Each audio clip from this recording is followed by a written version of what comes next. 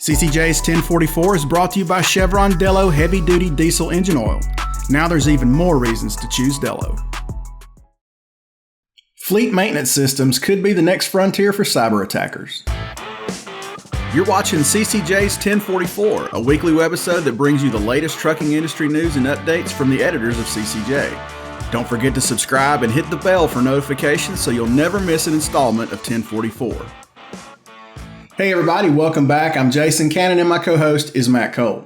A recent report from Colorado State showed that drivers' ELDs were a point of cybersecurity vulnerability, but the threat of a cyber breach isn't so much about the ELD itself. It's about a cyber pirate gaining access to a fleet's telematics system. Just because a truck is untethered rolling down the highway doesn't mean it's protected in any way from a cyber breach. And threats loom when that truck comes in for service of all places. There are dozens and maybe more diagnostic platforms, and if one of those machines ever got hacked, it basically becomes the on-ramp onto the truck for bad actors. That's according to National Motor Freight Traffic Association Senior Cybersecurity Research Engineer Ben Gardiner. And Ben joins the 1044 this week. Diagnostic software that runs on the technicians' laptops is designed to and it requires privileged access to truck functions. That's what it has to do. We have to be able to change parameter settings. We have to do ECU updates. Sometimes we have to be able to cycle solenoid test valves, disable cylinders, et cetera. And these are all things that, we're happy to have our techs do because that's how we guarantee that the trucks are rolling and getting revenue, what they're supposed to be doing. But we certainly don't want attackers to be able to just do any of those functions willy-nilly. So the diagnostic port and all of the diagnostic services inside the ECUs are also attack vectors, right? If we think about what has been the extant threat to fleets today, it's ransomware. And what that's telling us is that these financially motivated attackers do have footholds into the IT systems in fleets. And, those IT systems in a lot of fleets are also exactly what controls those maintenance laptops. There aren't many fleets that have maintenance laptops that are managed on an entirely different domain. So if you're one of the fleets that has unified Active Directory for your maintenance laptops and your IT systems, you have to also definitely consider attacks via maintenance software. Ben says there's not a lot of good options for motor carriers to protect themselves other than the standard IT best practices, especially for trucks they already own. For new trucks, he said, fleets should look into a spec change. For brand new assets, they should be speccing the RP1226 connector for their telematics and their ELD devices. This connector is designed for semi-permanent installation of things such as telematics and ELD, as opposed to the Deutsch 9 or OBD connector, where a lot of people are putting their telematics, which is not where it should go. And when you put those telematics devices on the diagnostic connector, you're immediately giving them access to those dangerous diagnostic functions, right? There's no way that the truck architecture can prevent those kind of actions if you're plugging into that diagnostic port. So, the first one is the RP1226 connector is kind of the best option we have. Even today, it's not perfect, but it's better. It's better than the Deutsch 9. We recognize that what's needed is a firewall of sorts in between telematics devices and ELDs that aren't necessarily trustworthy, because not every ELD is really created the same. We have a bunch of self-certified ones that are probably not trustworthy. I don't think that's a giant stretch for me to state that. And particularly for the older trucks, we run things for 15 years, but we still have to put ELDs on them. It would be beneficial to have some kind of a firewall in between these two things. There is nothing that can be purchased today, but we did put out a set of security requirements. So there are security requirements for security gateways. We believe that this is going to strongly influence what will happen on the RP1226 connector in the future. And it should also enable aftermarket devices to be produced. We're not aware of any that can be purchased right now, but we're hoping that this is the beginning of better security and ways that fleets can really just start purchasing some things to lock stuff in. The OBD port is necessary for diagnostics, but a common practice of jumping off telematic systems from there is problematic because that port doesn't offer a lot of security protection. Whether or not you believe CARB believes that they actually own that port. Its purpose for OEMs is really to have access to the diagnostic systems on the truck. And that means that the OEMs can't necessarily put firewalls and gateways between that connector and the powertrain, or that connector and transmission and brakes, right?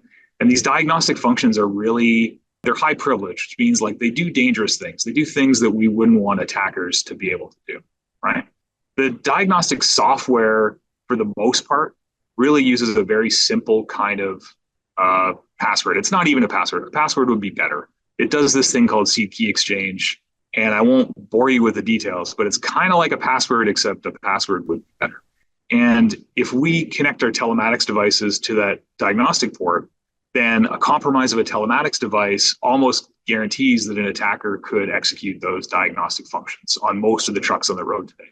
So, I have to give caveats. The OEMs are doing a really good job today with the new equipment, but that doesn't help us with the stuff that we've been rolling for the past 10 years and will continue to roll for 5 years, right? That's just the nature of business. And I focus on that old stuff. So that old stuff, we shouldn't be connecting telematics devices right to the diagnostic port, because the protection that's offered to running those diagnostic services is not up to snuff to withstand attackers. Now, the RP1226 port, this is one where the expectations of the OEM to deliver to the fleets is that they will have access to regulation required data for hours of service and for useful data for remote monitoring and telematics, but not necessarily remote diagnostics. That's not on the default for that port, which means they can deploy gateways or firewalls or whatever in between that port and the more sensitive systems in the truck. So you immediately can get a truck that actually denies diagnostic commands from the RP1226 connector into the more sensitive parts of the truck. And you can't ever do that on diagnostics because, you're the maintenance guy there, right? How would you feel if you went to plug into this diagnostic port and all of a sudden it was like, well, you can't do diagnostics unless you install this OEM specific password tool, and you have to go and connect to the internet to turn off the gateway, right? It's not what you would expect for that 9-pin port, right? So it's about expectations, and it's about, in security, we call it separation of privilege, right? Putting the diagnostic privilege on the diagnostic port and removing it from the port where we're going to put telematics. Ben says a best practice is to spec a connector for each telematic device. Some fleets are specing like 6 RP1226 connectors so that they can have TPMS and their camera and the 2 different hours of service systems that they use, and have them all connected, because there's a lot of different aftermarket stuff that we're putting on trucks today. So there's definitely a distinction between like the port and the connector, and I tend to think of it as like one port, because that's just the gateway into the truck, and then the OEM can provide you with like these snakes, these chains of RP1226 connectors that all are on that one port, and it'll all be in the doghouse or up in the overhead dash. Ben also has some tips for keeping hackers out of your service and maintenance computers and laptops, and he shares those after a quick word from 1044 sponsor Chevron Lubricants. These past few years have been less than easy. We've encountered challenges we never imagined we'd ever have to deal with. From makeshift home offices and video meetings, to global supply chain uncertainty, price instability, market disruptions, and everything in between. Delivering the level of services and products our customers had come to expect was difficult for all of us. We can't change what's behind us, but we can definitely learn from it. We can adapt, evolve, and take steps to reset our thinking, adapt our strategies, and restore your trust in us to better meet your needs, now and in the future. That change begins today. Today we break with convention and introduce a rebalanced line of Dello heavy-duty engine oils. We've reduced our product line from 4 categories to 2. Consolidated and simplified, this lineup removes complexity from the manufacturing processes, enhancing price stability and supply chain reliability, so you can trust you will have the premium products you need to keep your business always moving forward. Our break with convention optimizes the Dello lineup to allow you to provide your customers with the best synthetic blend and synthetic heavy-duty engine oils in the market. fully available at prices you can rely on. It's your assurance that you'll be well positioned to be their trusted source for proven engine protection that keeps equipment on the job, giving your customers even more reasons to choose Dello. There's definitely ways that you can configure these laptops so that they are resilient to malware getting in between the diagnostic software and the truck. So you can, really make sure you get ahead of perhaps a future threat to ransomware of trucks, which is kind of a scary thing to think about, but is not technologically difficult. So there's a report that we recently did with Jamie Lightfoot of Lightfoot Labs. We asked her to demonstrate exactly how malware attacks would happen with maintenance, and also how Fleet IT could actually lock down those PCs to prevent such things using like application pass listing for DLLs and some very concrete steps that you can take to lock down your maintenance laptops. So that's two things. Ben says as of right now, there's no known instance of a hacker actually getting into a truck, but he did say that it's not only possible, it's not all that difficult. That could change, however, once ransom attacks become less effective. We know that attackers, financially motivated ones, are happy to target fleets, because fleets have such tight timelines and are highly competitive business. We know that they're in the IT systems. There is no record or information to date to suggest that they have jumped into trucks or telematic systems, and we genuinely hope that we all can be ahead of the curve in that regard. But if financially motivated attackers kind of stopped succeeding at ransomware and needed that next source of revenue, we're not well defended at this point. One thing that I like to talk about to bring home like kind of how simple it is D rates. Okay, so the way that the powertrain manufacturers have to operate is they have to put those diesel systems into a D rate if there's anything that really goes wrong. That's just what CARB makes them do. They have no choice, right? And it turns out that because of that fail-safe condition that they have in there, and the way that truck networks have migrated from J1939 specifically into proprietary space PGNs, where things are operating at a higher data rate and a higher resolution, that attackers can perform like very simple fuzzing or kind of dumb sends in the proprietary space, and it can result in D rates. And if you look at like a whole bunch of different kind of attacks on the vehicle network, a lot of them really end in a D rate. And it's kind of like this bad situation, right? Because the powertrain manufacturers have to end in a D rate. They won't really have any choice. But for fleets, a D rate, especially like a large scale D rate on a bunch of trucks, would not be acceptable. You can't make any money running trucks.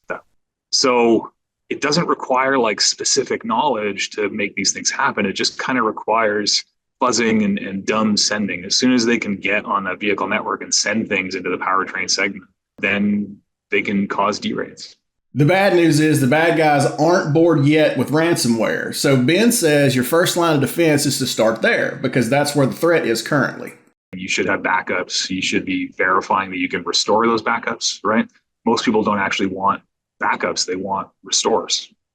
And you should make sure that your restoration procedures are printed in hard copy. You should make sure that you have like a Rolodex of sorts of the people you need to talk to when things go wrong before things go wrong. So that's just incident response planning. So you know what to do and who to talk to if stuff really goes bad. And then, you should execute the plan. That's the ransomware kind of thing. And that's number one. That's an X. And if we're talking about stuff attacking trucks, right now, lock down your maintenance laptops. Please go look at our free report that Lightfoot Labs put together with the NMFTA. It's very concrete with things that your IT staff can execute. You're not going to have to buy solutions to lock down your maintenance laptops. You're just going to have to configure Windows correctly, which is hard, but isn't going to cost you more money on products. And, the RP1226 connector is really where telematics and ELD devices should go. You shouldn't be connecting them on that OBD connector anymore. Probably shouldn't have done it in the first place, but we shouldn't be doing it anymore. And maybe start talking to your vendors about what do they offer in terms of firewalls for these things. Like there are systems out there that are discussed, like theoretically, And perhaps if we, as an industry, start asking for these solutions, then that will create the market where we can start fixing these things. My focus is very much on how to break and how to fix trucks. That's what I look at, less so on the enterprise side, although I'm aware of the techniques. And I would be remiss to not say, well, everyone knows that the threat that's known today is ransomware. So that's why I inform you of that stuff. But I think it's important to remember that these are financially motivated attackers. And once their revenue stream dries up of holding people ransom for their IT systems, I don't think it's a big leap for them to hold fleets ransom for their trucks. And I know that it's technically possible because this is the stuff that I look at, I research and I think about, right? So yes, it's true that there isn't a lot that you can do today, but it's also true that attackers are lazy and they're going to do the simplest thing to make their money. And for now, that amounts to holding IT systems ransom. That doesn't mean that you shouldn't probably get ahead of the curve and be aware of some of these threats, right? So I genuinely hope that, 10 years from now, there never is one of these things because we all collectively kind of got ahead of it and it squashed it before it was a real issue. That's it for this week's 1044. You can read more on ccjdigital.com. While you're there, sign up for our newsletter and stay up to date on the latest in trucking industry news and trends. If you have any questions or feedback, please let us know in the comments below. Don't forget to subscribe and hit the bell for notifications so you can catch us again next week.